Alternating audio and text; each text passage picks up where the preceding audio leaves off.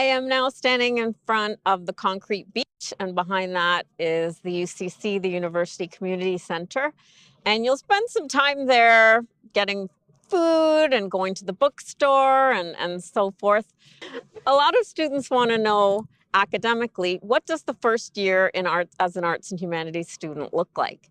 Well, it's a general year. For most of the programs, you will not have specified yet what you want to do. So your first year is all about sampling.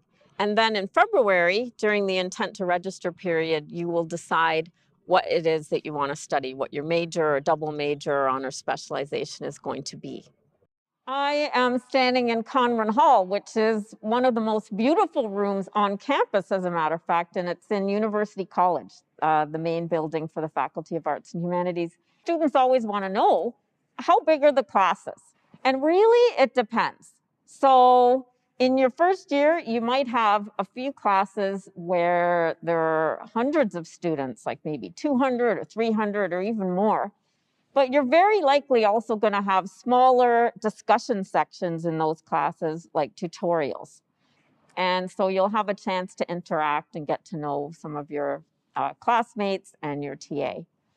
But if you're in writing or visual arts or even some of the other programs like languages, you might have some small classes that have 25 to 40 students in them.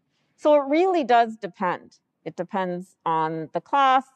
And then in your upper years, everybody will have an opportunity to be in classes with 20 or 30 students, so pretty nice sized classes. We also have a very small student to faculty ratio, like about 10 to 1. So if you are an arts and humanities student at Western, you will know your professors will know you. You will not feel like just a number. You will be part of a real thriving community. What leadership opportunities are there available for arts and humanities students? The main leadership opportunity is Arts and Humanities Student Council. You can be on the executive, you can be a representative of a department, but there are also opportunities to get involved on campus in student publications and clubs. So there's lots of leadership opportunities and extracurricular activities for students at Western in arts and humanities.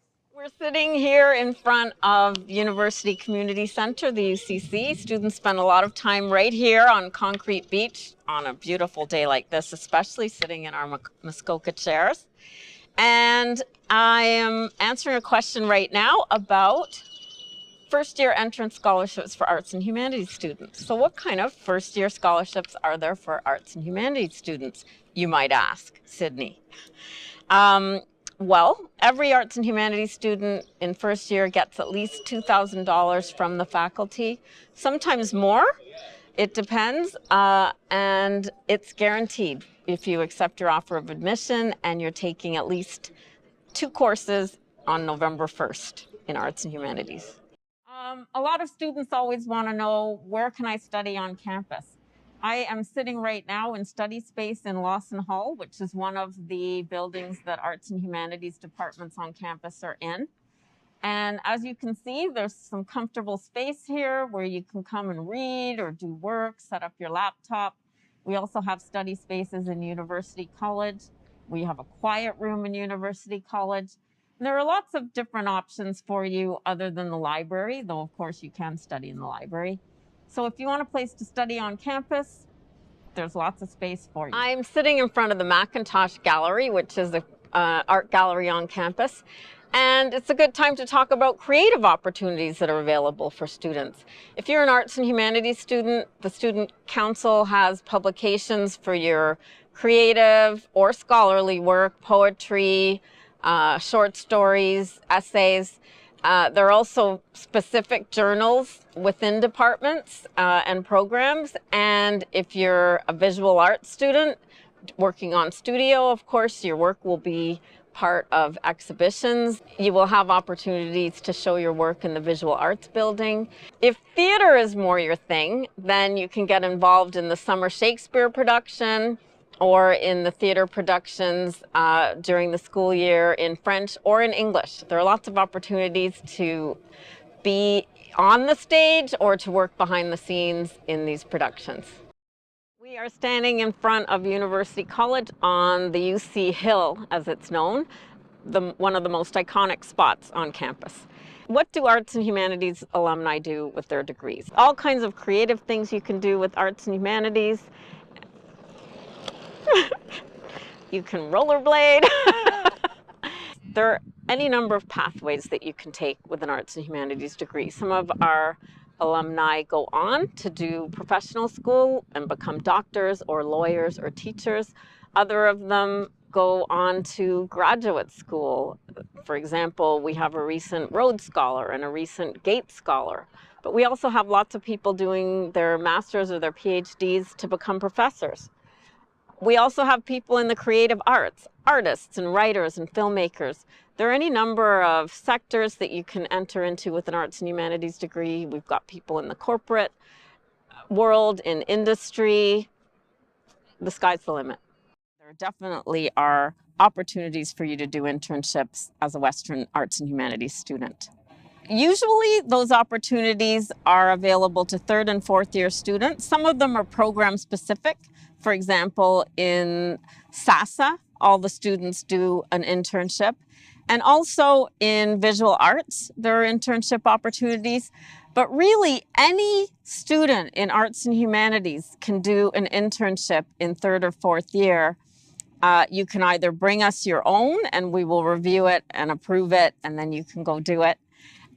And do it for credit, or you can use the portal offered through Student Experience that has a host of different opportunities that'll hook up students who are interested with employers who are looking for students to do internships. And those internships can be paid or unpaid. They can be for credit or not for credit.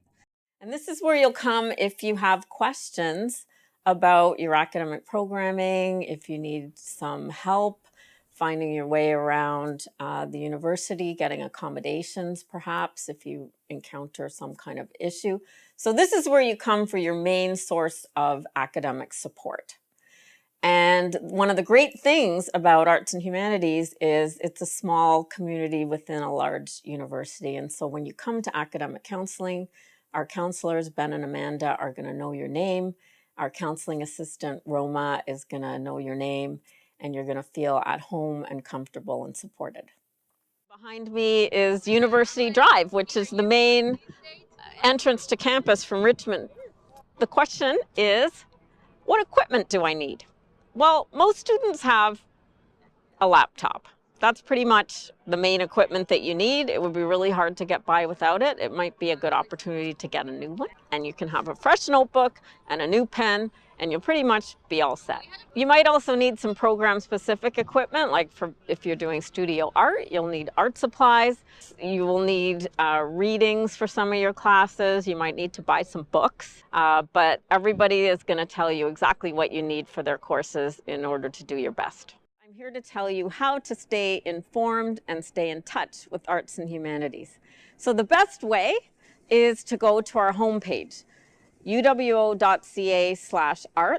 That is the central hub for all the information. From there, you can find information about our programs, about our faculty members. And if you don't want to miss anything, you can sign up for our eBlast newsletter, which will come to you every couple of weeks and keep you informed about every single thing that's going on in arts and humanities at Western.